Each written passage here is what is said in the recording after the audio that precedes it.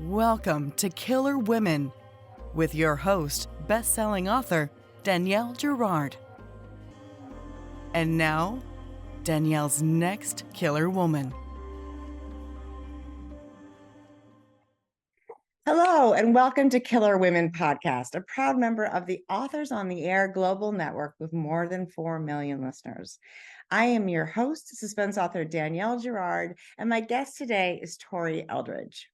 Tori is the best-selling author of The Ninja's Oath, book 4 of the Lily Wong thriller series, twice nominated for the Anthony Award, Lefty and McCavity Awards finalist, a Lefty and McCavity Award finalist, and 2021 Crimson Scribe winner for the best book of the year.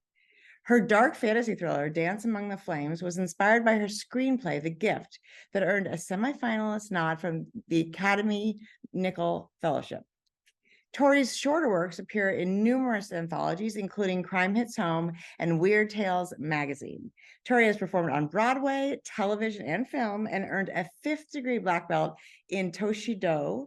Mm-hmm. Wow, ninja martial arts. Learn more about Tori at her website, torieldridge.com. Welcome, Tori. Thanks so much. I know, This is so fun. So Good to chat excited. with you. I'm reaching across, Tori. We are in a hotel room. Hotel conference room. You can tell because the lighting's terrible. Such a fabulous. But and all my glow back. But this is Tori's new book, The Ninja's Oath. Tori, tell us about this book. Oh my gosh. All right. So The Ninja's Oath is the 4th book in a 4-book set. It can be read as a standalone. It's a great introduction to the Lily Wong series. So fun. But all 4 books, they take place within like 4 months of each other. And so this is like the big climactic, royale finish and everything. So I'm really excited about this. So this takes Lily to Shanghai to help Uncle, who is Li Chang. That's her father's cook in his authentic Hong Kong restaurant back in LA. Her father's Norwegian, by the way. Yeah, her mother is Hong Kong Chinese, but her father's Norwegian. He's the one with the restaurant.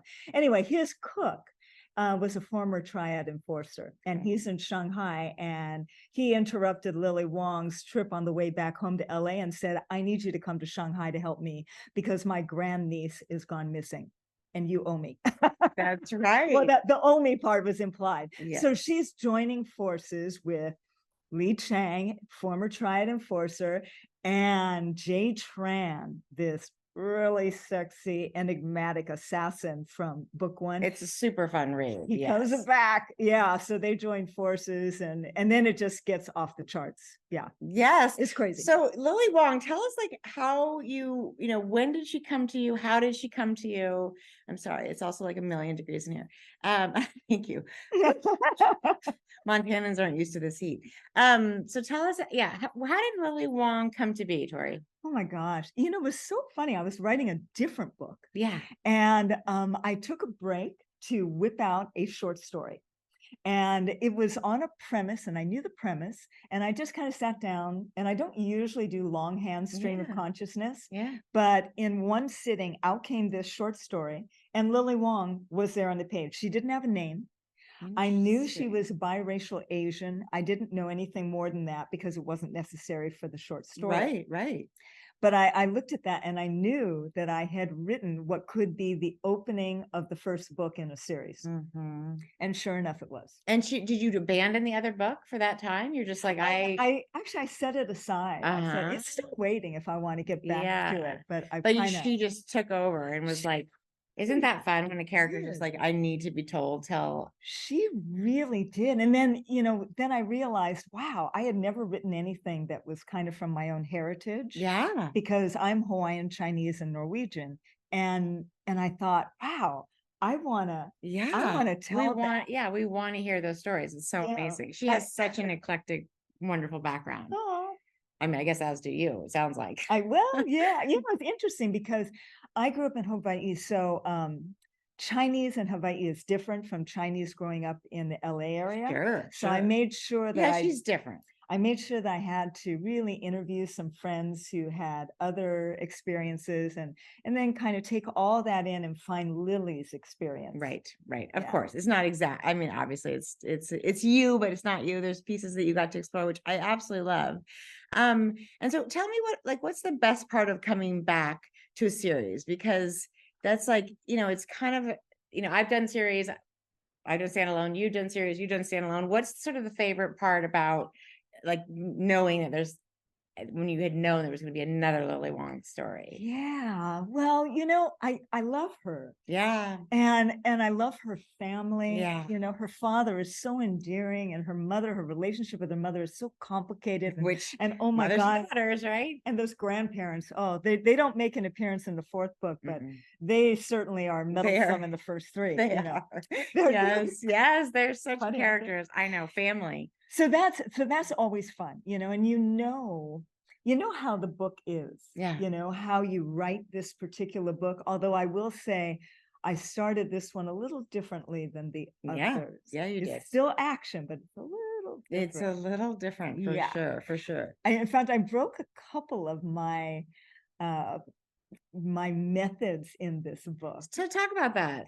Yeah. How do you normally come to a book, and what was different? Yeah, well, okay, so a couple of things. One, all the first three books are only in first person, and the fourth book also is in first person. However, there's a section where it also adds another point of view character, and I've never done that before. That's brand new. And I remember talking to JT Ellison about this. I'm like, there's something I want to do, but I haven't done it with the first three books. She goes, it's your series, honey. Yeah, I know. Whatever you want. So I was like, I love JT. I will. Yeah, exactly. You're like, okay, I own this thing. Yeah. And the other thing was, I like to outline. In fact, I like chapter by chapter, like, little summaries. So I have a sense of everything.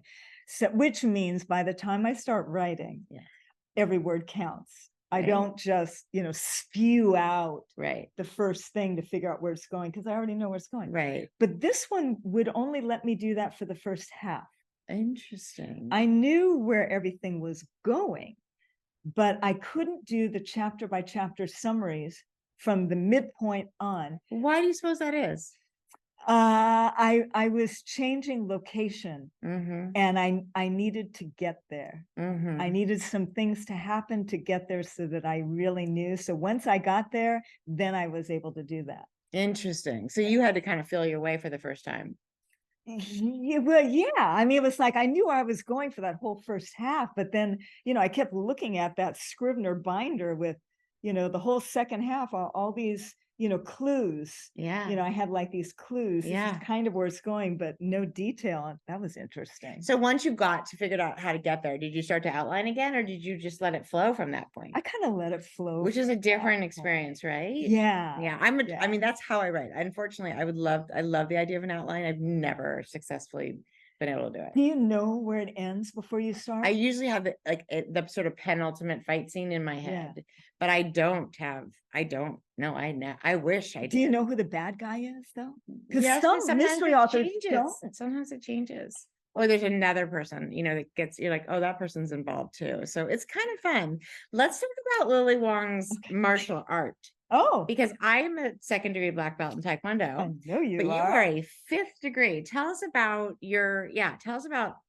how, your experience with that, which is incredible, and then how that ended up being Lily's experience. Okay. I always wanted to get into martial arts, but I went into dance full on. So my mother was like, choice. It has to be dance or whatever. So I followed dance until I had a son in baby karate.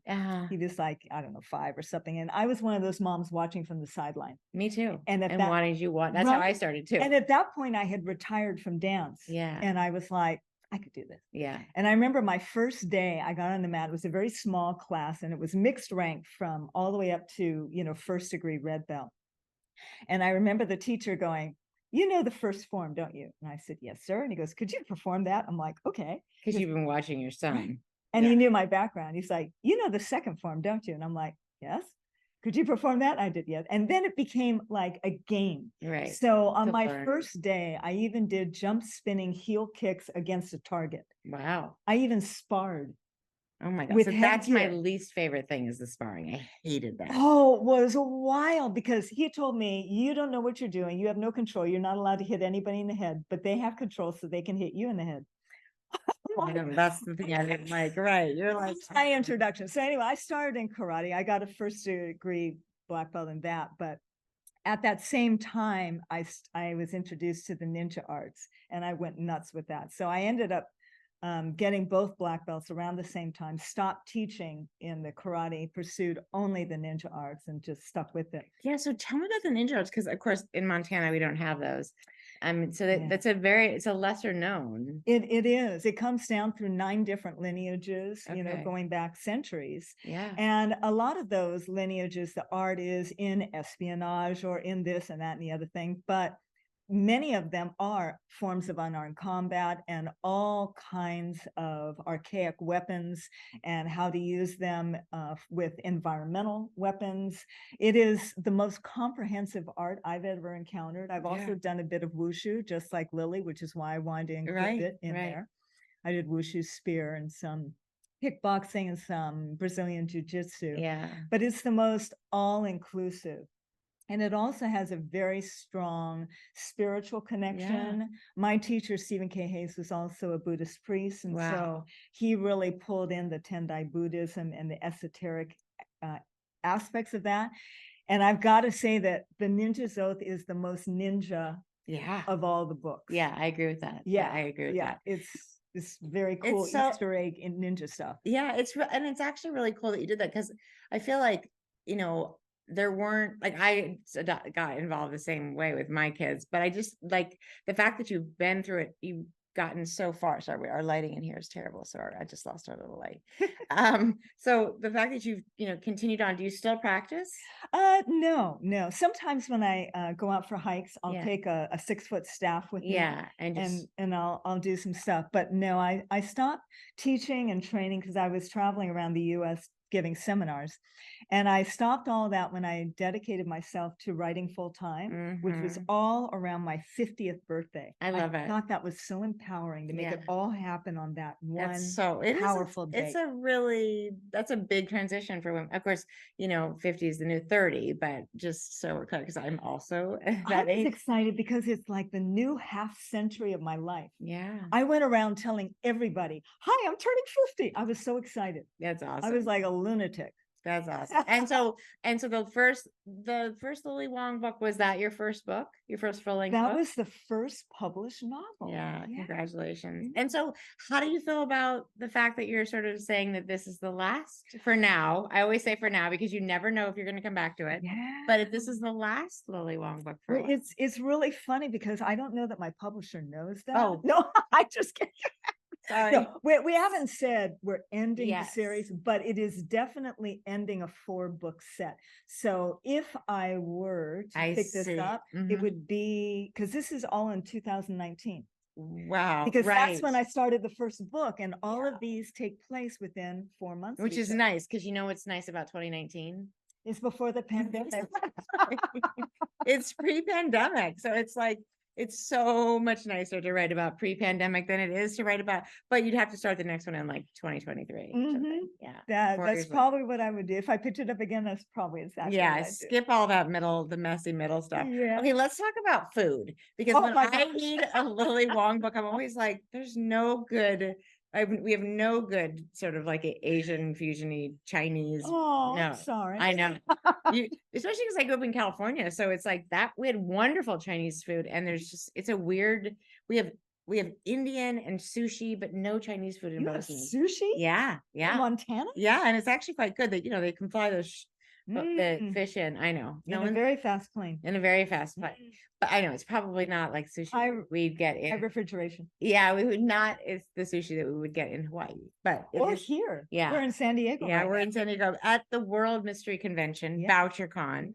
I think we met at a BoucherCon. That's when we first met. Was BoucherCon? No, we met at a hotel get together in Santa Monica. That is Santa Monica. Yeah, we did that bedside reading. Yeah, that was really fun. You're totally right. You That nailed was me on fun. that. I forgot about that. That was really fun. It was. Okay, so seriously, talk about food because Okay. like these things that I literally am like, when is the invitation coming to have dinner with Lily and her family? Because that's what I'm like looking for Well, that. the next time you come to LA, you have to stay with me and I will cook for you. Okay, like I'm so sold on that. So 'cause Yeah. Lily, the food that is described in the book, and of course it's a huge part of their culture, especially like you Huge said, part. because they're chefs. This is like a family of people who know what they're doing. Yeah. And I really am like, every time I'm like, well, I have a list of things I'd like you to make for me. I'll just call through the books and be like, okay, Tori, here's what I want. You know why I spend so much time with food is because I write books at Lily Wong especially, but even Dancing on the Flames, Yeah. because that was Brazilian.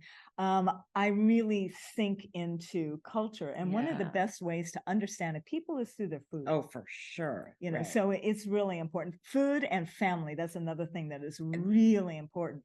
So what was super fun about the Ninja's Oath is that it's not only Lily's family, because there's a huge family drama between Lily and her mother and Yep. her father. Yep. And it's a big crisis. But there's Uncle's family. Yeah. And to figure out Uncle's family, I actually did research on Shanghai, you know, from the Japanese invasion. Wow. And then I did a genealogy. You should see this genealogy for Uncle that starts back in the beginning of the 1800s. Oh, wow. And wow. all of the family tree to him inlaid with the timeline of Shanghai. I love it. And Uncle's not, he's like a family, but not family. He's Right. not blood family. Yeah, no, he's Shanghainese. Yeah, Yeah, yeah. he's not even, you know, Hong Kong or Chinese. Yeah, he's not family at all, but she calls him uncle. Yeah, well, it's like, that's the beautiful thing about the books, is that there is family, and then there's like family and there's family, because I think in cultures like hers and like yours, Yeah. you do kind of have these incredible, like really tight knit, large families that are extended not necessarily just by siblings, but by familial relationships that have been going on generations. And Oh yeah, and if I was still living in Hawaii and you came to visit me and Yeah. our kids were little, they would be calling you auntie. yeah, exactly. absolutely. I love that. I love that. Okay, so I was gonna like, here my little questions are hidden behind here. Okay, and then I wanted to, so let's talk about what's next, Tori. Like, what are you? Oh, Do you wait, know what you're working so on? interesting that we were talking about culture. Yeah. Because for the first time, I'm writing about my Hawaiian culture, my God, native what an Hawaiian incredible, culture. and what a time to be talking about Hawaii. Oh my Did you gosh. grow up? You didn't grow up in Maui though, on the Big My Island? mother is from Maui. Oh. My mother is from Waiheke, Maui, very just over the hills from Lahaina, and my aunt lived in Lahaina, and she had a store there. And so my cousin was obviously born and raised there, and he still has property. He inherited the family property, but he lives in Honolulu. Yeah. So that property is wiped out, but it's commercial property. So the renter has insurance, so they're going to rebuild. Yeah. But yeah, it is. And it's so interesting, because I'm hearing that like a lot of that property was inherited over generations, and so there aren't necessarily like, deeds that show who. Is that true? I don't know. Yeah. Because I haven't looked into it, but like the book that my agent is reading now, because it's done. Oh, exciting. So Yeah, tell us the premise for that. She's reading that. Well, it's about an Oregon Park Ranger law enforcement officer who goes back to Kauai for her grandmother's 85th birthday. Oh, wow. And finds her ohana in turmoil and two of her cousins missing. And so it's that, but it's very much family driven and land driven. Yeah. And the issues that Native Hawaiians, Kanaka Maoli, are going through right now. So but yeah, so there's a lot of things. There's a lot of concern right now over in Maui that they respect and they rebuild with the input of the locals and residents who live there. So it doesn't somehow get taken up, because they're immediately, don't you know, there were people putting out big offers for land grabbing, Of course. trying to developers and everything. And Lahaina is a very, small whaling town, and we don't want that changed. No, it's a beautiful area.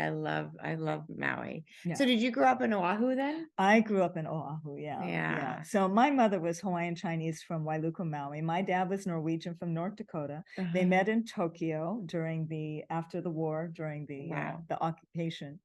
And that's where both of my sisters were born. Okay. And so, Lily Wong, she's Chinese and Norwegian, but she also has this whole Japanese culture because of the martial arts she studies. And that was important for me as well, because Japanese culture is huge in our family because of where my sisters were born. Yeah, and where your parents lived. Yeah. My father, when he was alive, spoke beautiful Japanese. Wow. And he was the one who really fell in love with the culture. I love it. From North Dakota. From North Dakota, right. And so that's a very interesting thing about Lily's father, because he embraces the mothers, you may wonder why Lily's last name is Wong, right, when her father is Norwegian. So you'd have to read one of the books to, find out. You can find out. But the nice thing about the Ninjas Oath is you can dive in cold. Yeah. I found that with all the books. I did read them in order because I got the chance. Awesome. Well, because I got the chance to get them as they were coming out, and obviously, but I think that's right. I never said that moment where, it's been a year since I've read one and I'm like, oh, where are we and what's happening? I always feel like they very much stand alone. And this, I have to say, I love the cover art on this one. The color is so gorgeous. You're not going to get the idea of how gorgeous the color is because the color in this room is so terrible, but it's this beautiful, like rich blue purple with the purple. And this is the Shanghai, I figured this is a Shanghai intersection. This is like the highways. Yes. An elevated highway. And here's the cityscape in blue way back there. It's beautiful. And this scorpion is the triad, the Scorpion Black Society. So that's what's going on here. But when I went to visit Shanghai, I was going to ask if you got a chance to go. Yeah. So our son works for Nike, and he was working in Shanghai for 5 years. I remember. Yeah. You had your grandbaby was born. My grandbaby was born, and I didn't see it. I know. That's so. It was so hard. That is so hard. But now you get to see. No, I do, because they're in the States. But so just as luck would have it, if you believe in coincidence, I don't. My son fell in love with a woman from Hong Kong. Yeah. He met her through Nike, in the US. But so they ended up both going back to China to work for a while. So we went to visit. And so we got to see Shanghai through Stouffer, who had already lived there. Yeah. And then all of us went to Hong Kong to visit her family. Yeah. So when we went to Hong Kong, I also got to see it with locals. Yeah. In her parents', little apartment, and going to family barbecues, and also seeing it, the way we would if we were visiting. Right. So, which is similar to how Lily gets to see it. Of course, this is the first time Lily has ever been in Shanghai. I was going to say, right. That's what I thought. Yeah. So and boy, is she getting quite an impact. Every place Lily goes, she really it's never like a beach vacation for Lily. No, it's never a beach vacation. Which is fine, because of course we wouldn't want it to be for her, but she's up to her eyeballs. This one really. She needs a break, probably. You know what? This book is just, how they say, it's extra. It's extra. It is. Everything. It's a really lovely place to sort of, end this, like you said, the 4-book. Whatever happens. Yeah. Whatever happens next for her. So come back. What's the character's name who grew up in Hawaii and is a ranger? Oh, Makalani. Makalani Pahukula. So I love that. Okay, so she lives in Oregon. She has to go home. Yeah, and I have a huge family lineage for that one. Oh my gosh, you should see this. I do this. Yeah, I do this. This is my thing. Yeah. It's like because it's not just family like you, me, and our parents. It's lineage, and it affects my characters, and it affects the stories. And there's always a lot of research tied in. And I like to really research, like with this book with the Shanghai, I wanted to really research what was going on, and then figure out the genealogy and put them into historic events that made sense. And when I first did it, I was doing it to figure out which of his relatives were germane to the plot. That's why I started this way. And then I realized, oh my gosh, the plot is the family. I love it. I love it. And That's that's an unusual way to sort of to come into a plot. Like a lot of times, right? You're coming into it from character, which is really and that is, I think, true of the Lily Wong I series. would That say must be how you work. and character. Yeah, place and Yeah, character. so it all starts with research for me. It's so exciting. Do we have a title for the new book? For the new, no, I'm not talking about that. I'm not Okay. talking about that. Although I have started researching a potential second book. I love it. See, I'm always like, But you don't get to know. This is why people hate me. I don't know if my agent's read it yet. I know, exactly. Fair. Well, the good news is that there's more coming from Tori Eldridge. And in the meantime, you have, and I have not read The Flame. Oh, Dance Among the Flames. Okay, warning, straight up warning, it's dark. Yeah, it's got some dark stuff, it's like, you're so sweet. I can't imagine. I know when that came out, I was like, are some people going to be like, we thought you were a nice person, but oh my God, we can't talk to you anymore. But fortunately, nobody said that. Yeah, so they know you well enough. So I do welcome, I love Dance Among the Flames. I truly do. I'm very proud of that book. I love it. But I do like to warn people, if they've only known me through Lily, that it's darker. Just be forewarned. Make sure you really read that book jacket before you dive in there. Okay, well, that sounds like something for me to do next. But you can dive into this exactly. So in the meantime, so the first, tell us the names of the ninja books. Oh, okay. We've got The Ninja Daughter. Yep. The Ninja's Blade. Right. The Ninja Betrayed. Yes. That's the one in Hong Kong. And then this one is The Ninja's Oath. And this goes in Shanghai and then to Japan. That's so fun. Well, it has been so fun. And I have followed the Lily series, and you and I have talked about getting you on this show for a long time. So I'm so glad it finally worked out.